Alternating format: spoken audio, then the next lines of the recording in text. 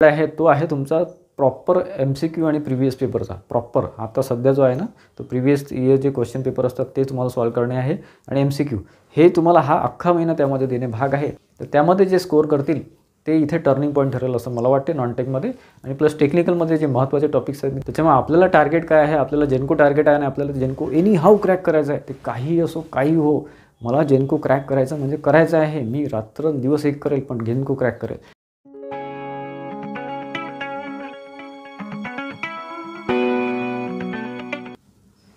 नमस्कार विद्यार्थी मित्रांनो, मी अमोल आगरकर इंजिनियर अमोल चॅनलमध्ये पुन्हा एकदा आपले मनापासून स्वागत करतो। आज आपण बघणार आहोत की महाजेनको JEE 661 ज्या वॅकन्सीज आपल्याकडे आलेल्या आहे, अतिशय जम्बो वॅकन्सी आलेली आहे खूप वर्षाच्या प्रतीक्षेनंतर। तर त्या रिलेटेड वरचेवर आपण अपडेट्स आपल्या चॅनलद्वारे इंजिनियर अमोल चॅनलद्वारे आणि टेलिग्राम चॅनलद्वारे इंजिनियर अमोल टेलिग्राम चॅनलद्वारे आपण वरचेवर माहिती देतो आहोत किंवा अपडेट्स देतो आहोत। त्याच्यामध्ये रिसेंटली आपण एक प्रिपरेशन स्ट्रॅटेजी प्लस काही तुमचे डाऊट्स होते त्या क्लिअर करायचा प्रयत्न केला। तर आजच्या व्हिडिओमध्ये आपण तेच आता सध्याचे 30 दिवस आपल्याकडे शिल्लक राहिलेले आहेत, साधारण 30 ते 35 दिवस शिल्लक राहिलेले आहे कारण एक्झाम पॅटर्न ऑलरेडी आलेला आहे। पुढच्या काही दिवसामध्ये एक्झाम डेटसुद्धा डिक्लेअर होऊ शकते साधारण 15 ते 20 तारखेपर्यंत। आणि जे काही आपल्याकडे 30 दिवस उरलेले आहेत त्याच्यामध्ये बेस्ट पॉसिबल प्लॅन काय केला पाहिजे किंवा कशी आपली स्ट्रॅटेजी ठेवली पाहिजे जेणेकरून आपल्याला पॉझिटिव्ह रिझल्ट्स एक्झाममध्ये मिळतील त्याबद्दल आपण आज बोलणार आहे।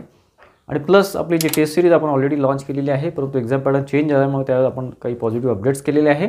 त्या एक्झाम पॅटर्ननुसार सगळे चेंजेस त्यामध्ये केलेले आहेत, तर त्याचंसुद्धा आपण आजच्या व्हिडिओमध्ये अपडेट देणार आहे। ठीक आहे मित्रांनो, महत्त्वाचा मुद्दा म्हणजे सध्या आता एक्झाम पॅटर्न डिक्लेअर झालेला आहे आणि मार्चच्या फर्स्ट किंवा सेकंड वीकमध्ये एक्झाम होऊ शकते। एक्सपेक्टेड डेट तीच आहे, त्याच्यामध्ये थोडेफार चेंजेस होऊ शकतात, परंतु आपण एक्झाम डेटची जी टार्गेटेड डेट आहे ती आपण साधारण 5 ते 10 मार्च अशी ठेवू शकतो। ठीक आहे, त्यानुसार तुम्हाला प्रिपरेशन करायला काहीच हरकत नाही आहे।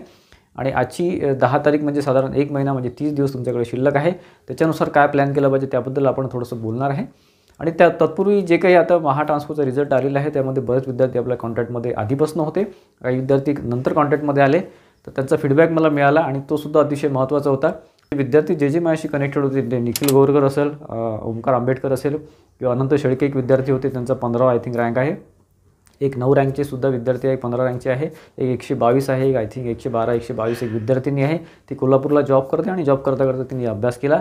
असे भरपूर विद्यार्थी माझ्याशी कनेक्टेड आहे मित्रांनो। तर जे काही ट्रान्सकोचा रिझल्ट लागला त्यानंतर महाजेनकोचे जे काही विद्यार्थी मेंबरशिपमध्ये आपल्याशी जुळलेले आहे, कनेक्ट झालेले आहे, त्याच्यामध्ये भरपूर विद्यार्थ्यांशी माझं फ्रिक्वेंटली बोलणं सुरू आहे।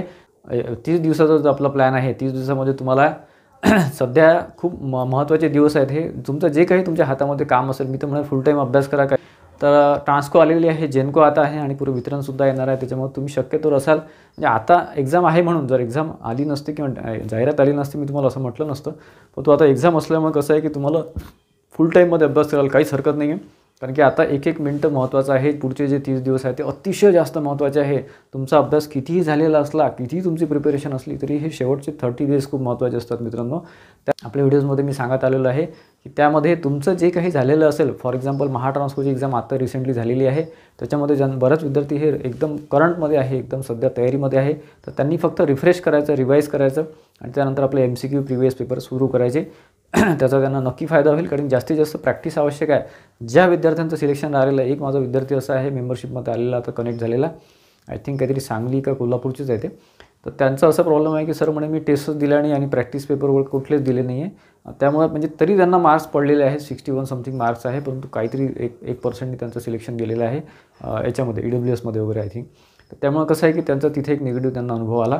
तर तसं करू नका, प्रिव्हियस पेपर जे काही असेल अवेलेबल असेल, तुमच्या अदर स्टेटचे जेनकोचे पेपर असतील किंवा मग आपल्या महाराष्ट्र स्टेटचे JEEचे जे पेपर अवेलेबल असतील किंवा प्रिव्हियस पेपर असतील किंवा जे काही तुम्हाला अवेलेबल होते, आणि क्वालिटी टेस्ट सिरीज द्या। AS अकॅडमीचं एक टेस्ट सिरीज फारच अतिउत्तम असतं, बऱ्याच विद्यार्थ्यांना माहिती आहे, तर ते एक एक्झाम्पल देतो मी, बाकीसुद्धा भरपूर टेस्ट सिरीज आहे, तर तुम्ही ते घेऊ शकता।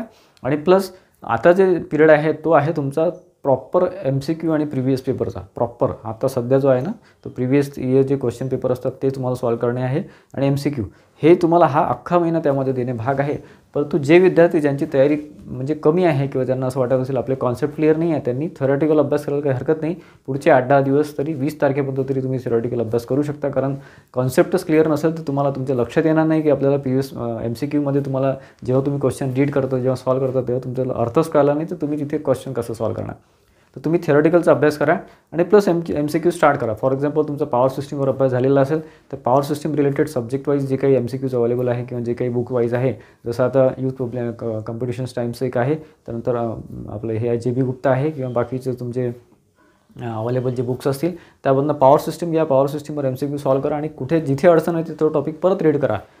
थेरी त्याची परत रीड करा. असंच एक पद्धत आहे. कारण की आता फक्त 30 दिवस शिल्लक आहे. याच्यामध्ये तुम्हाला जास्तीत जास्त बेस्ट पॉसिबल जे आहे ते करायचं आहे. मला जास्तीत जास्त पेपर सॉल्व करायचे आहे आणि पेपर एक सेट करून, म्हणजे फॉर एक्झाम्पल सकाळी 10 वाजता बसलं तर 10 ते 12 मध्ये एक पेपर द्यायचा आणि सिरियसली द्यायचा आहे.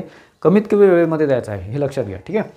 आणि त्याच्यामध्ये महत्त्वाचा मुद्दा म्हणजे जे काही मी आता विद्यार्थ्यांशी बोललेलो आहे त्यांचं सिलेक्शन थोडं मार्कांनी राहिलेलं आहे.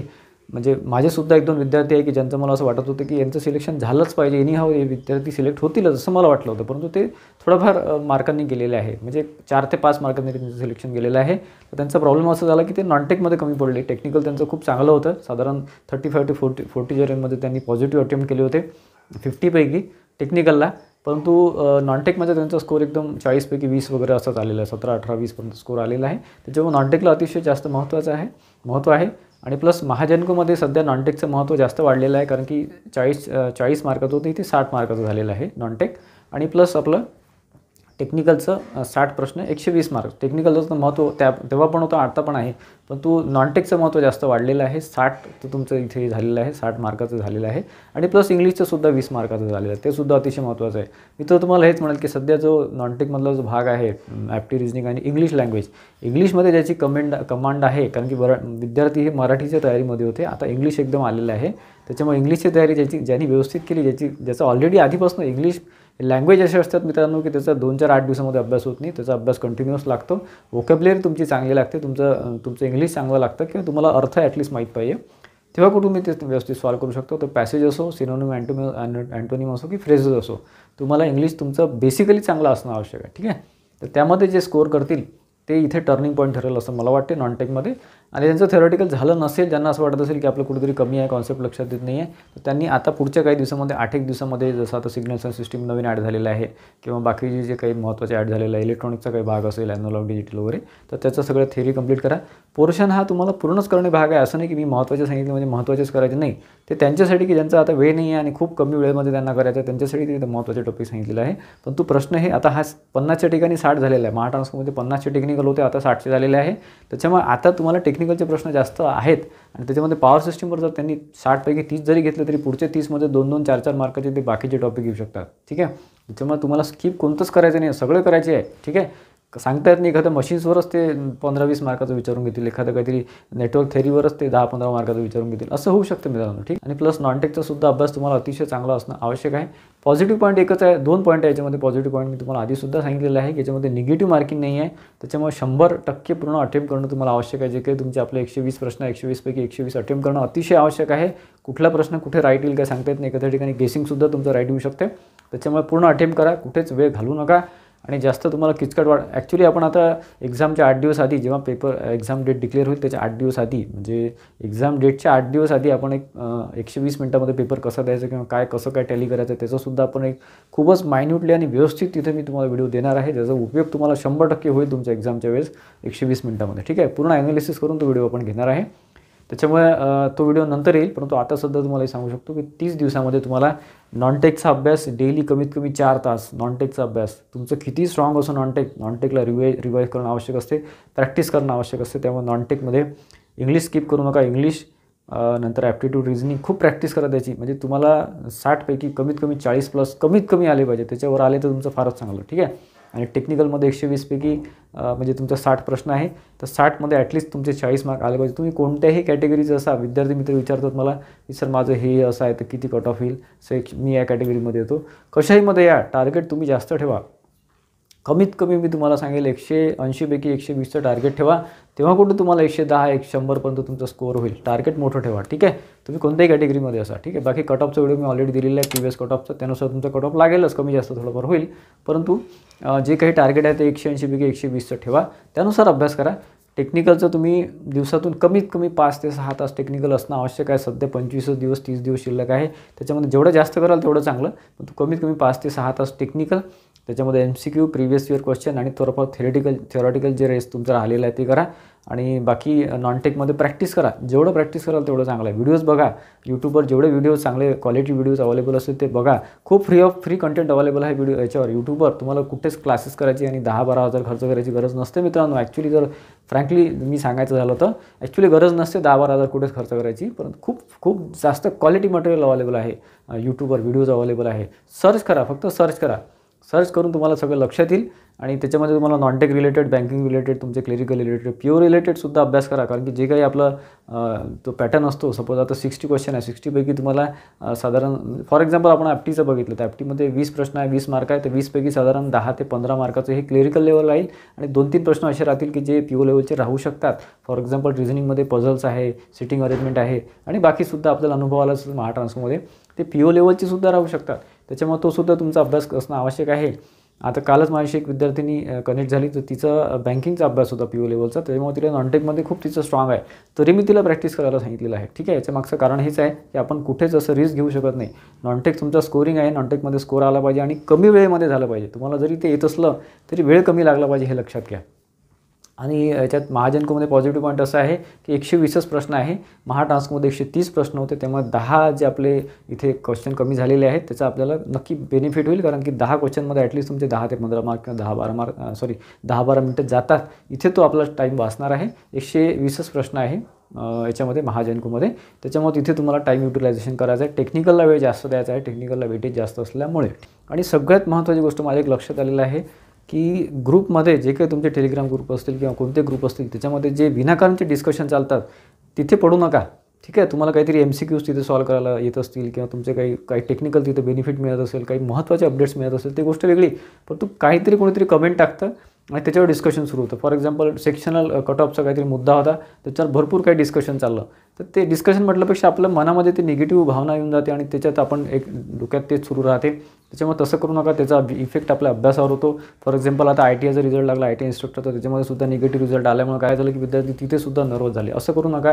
हे 25-30 दिवस अतिशय महत्त्वाचे आहे. बाकी सगळं सोडा, कशाचाच काही विचार करू नका. ठीक आहे, त्याच्यामुळे आपल्याला टार्गेट काय आहे, आपल्याला जेनको टार्गेट आहे आणि आपल्याला जेनको एनी हाऊ क्रॅक करायचं आहे. ते काही असो, काही हो, मला जेनको क्रॅक करायचं म्हणजे करायचं आहे. मी रात्रंदिवस एक करेल, पण जेनको क्रॅक करेल. त्यासाठी जे आवश्यक आहे ते करा आणि जे अनावश्यक आहे ते बाजूला ठेवा. ठीक आहे, त्यामुळे बाकी तुमचा जिथे वेळ जात असेल तर तुम्ही स्वतःचं ॲनालिसिस करा की माझा वेळ इथे जातो आहे आणि ते तिथून स्किप करा, बाजूला ठेवा. आणि जिथे आपण पॉझिटिव्ह करायला पाहिजे, असं एकच म्हणणं आहे की तुमचं 24 तास 24/7 तुमच्या डोक्यामध्ये जेनकोची एक्झामच असली पाहिजे आता पुढचे 30 दिवस. बाकी काहीच असायला नको. घरी सांगून द्या, तुमचे रिलेटिव्ह असतील त्यांना सांगून द्या की मला डिस्टर्ब करायचं नाही. फोन शक्यतो दिवसातून अभ्यास करताना स्विच ऑफ करा. काय तुमचं नेट ऑफ करा, तुम्ही जे करू शकता ते करा आणि अभ्यासामध्ये लक्ष द्या, फोकस व्हा. अतिशय महत्त्वाचा हा मुद्दा, अतिशय महत्त्वाचा मित्रांनो. तुम्हाला मी किती गाईडलाईन्स दिल्या, पण तुमचं रुटीनच इथं डिस्टर्ब असेल, कोणीतरी तुम्हाला काहीतरी कमेंट करतं आणि त्याच्यामध्ये तुम्ही डिस्टर्ब होता, तर असं करू नका. थोडंसं ते सगळं बाजूला ठेवा आणि आपले जे काही मी तुम्हाला सांगितलेलं आहे ते सगळं गाईडलाईन्स फॉलो करा. 2-2, 4-4 मार्कांनी विद्यार्थ्यांचं सिलेक्शन झालेलं आहे. जे विद्यार्थी 5-5 वर्षापासून ज्यांनी प्रायव्हेटचे 10-10 लाखाचे पॅकेज सोडलेले आहे मित्रांनो, ते त्यांचं सिलेक्शन होऊ शकलं नाही. तर का, तर त्यांचा अभ्यास कमी होता असं नाही, अभ्यास खूप जास्त होता त्यांचा, परंतु तिथे टाईम मॅनेजमेंट झालं नाही किंवा काहीतरी त्यांच्यात थोड्याफार चुका झाल्या. तर कुठेच कमी पडू नका, हे मला तुम्हाला शॉर्टली सांगायचं आहे. ठीक आहे, आपले जे टेस्ट सिरीज आहे, टेस्ट सिरीजमध्ये जे काही आता नवीन पॅटर्न आहे ते टेक्निकल 60 प्रश्न 120 मार्क, त्यानंतर ॲप्टिट्यूड रिझनिंग 20 प्रश्न 20 मार्क, रिझनिंग 20 प्रश्न 20 मार्क आणि इंग्लिश 20 प्रश्न 20 मार्क आणि निगेटिव्ह मार्किंग नाही आहे. तर त्या रिलेटेड सगळं अपडेट्स करून आपण आपली टेस्ट सिरीज जी आहे आपल्या MSCB ॲस्पिरंट ॲपवर आपल्या टेस्ट सिरीज अवेलेबल आहे. तर तुम्ही तिथे जाऊ शकता. 400 रुपीज त्याची फी आहे. MSCB ॲस्पिरंट तुम्ही डाउनलोड करा. त्याच्यामध्ये तुम्हाला जे ऑलरेडी त्यांनी घेतलं असेल त्यांना परत त्या टेस्ट मिळतील. जे विद्यार्थी ओल्ड होते, ज्यांनी ऑलरेडी महाजनकोची आपली टेस्ट सिरीज घेतली असेल त्यांना परत त्या टेस्ट द्यायला मिळतील. जे काही विद्यार्थ्यांनी दिल्या पण होत्या, पण आता परत त्यांना ते टेस्ट द्यायला मिळेल जे नवीन पॅटर्ननुसार आहे त्याच्यामध्ये. तर त्याच्यामध्ये निगेटिव्ह मार्किंग आपण घेतलेलं नाही आहे आणि इंग्लिश लँग्वेजमध्ये पूर्ण टेस्ट होणार आहे. तुम्हाला तुमचा स्कोअर वगैरे आणि एक्सप्लेनेशन वगैरे जे काही सोल्युशन वगैरे आहे ते सगळं त्या आपल्या ॲपमध्ये दिसेल. त्याच्यामुळे कुठल्याच प्रकारची काळजी करण्याची गरज नाही. महत्त्वाचं म्हणजे IBPS लेवलच्या क्वालिटी टेस्ट सिरीज आपल्या आहे. आपण सब्जेक्टिव्ह टेस्ट ठेवलेलं नाही आहे, पूर्ण फुल लेंथ टेस्ट आहे. 5 मेकॅनिकलच्या 5 इलेक्ट्रिकलच्या अशा फुल लेंथ टेस्ट आहे आणि त्याचा फायदा तुम्हाला नक्की होईल मित्रांनो. आपली जी टीम आहे ते पूर्ण हे क्वेश्चन सेट डिझाईन करत असते मित्रांनो, त्याच्यामुळे तुम्हाला त्याचा नक्की फायदा होईलच. याच्यामध्ये जे काही अपडेशन आहे ते आता 11 तारखेला सकाळी 8-9 वाजतापासून तुम्हाला ते सगळं अवेलेबल होऊन जाईल. त्याच्यामध्ये 4 ते 5 दिवस तुम्हाला अपडेशनमध्ये आमच्या गेलेले आहे. मधल्या पिरियडमध्ये विद्यार्थी मित्रांचे मला भरपूर कमेंट्स आले की सर टेस्ट सिरीज वगैरे तुम्हाला तिथे कधी अवेलेबल होईल वगैरे.